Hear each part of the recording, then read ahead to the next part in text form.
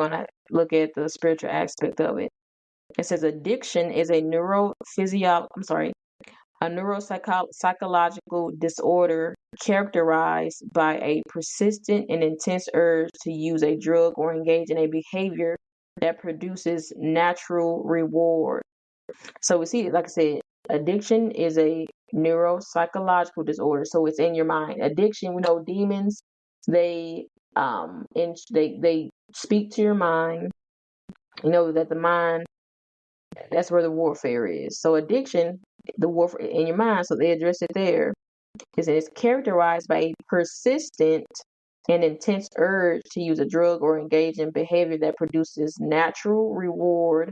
So like hormones of dopamine and serotonin, these are natural hormones, but addiction uses our senses to enslave us. And this is why we can't be sensual or soulish at all. We have to be spiritual, being led by the Spirit of God. I went into prayer, and also during this time, I've been reading for the second time Pigs in the Parlor. So I want to read an excerpt from it really quickly, you guys, because this it was a blessing, and I would like for it to bless you as well.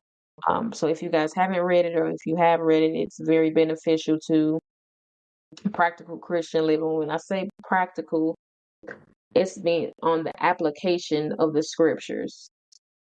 So I don't have the page number or anything like that. I apologize. But it reads, warfare is not prayer. It is in addition to prayer. There is no point in petitioning God for something He has already given you. God has given us power and authority over the devil.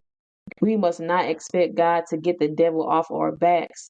He has already defeated Satan and given us the ability and responsibility to take care of ourselves. This truth is a revelation to many believers. It is good news. No wonder so many prayers have seemed unanswered. We need to stop storming heaven for what has already been provided and start using what God has given us. So we know in Ephesians it speaks about the weapons of our warfare are not carnal, but are mighty through God to the pulling down of strongholds. So when I read that, I was like, wow. And like I said, practical things. Sometimes we have to be at a place in our lives where we're able to hear and understand. There's a difference between hearing something because it's audible and then understanding what you've been given as information. Really revelation.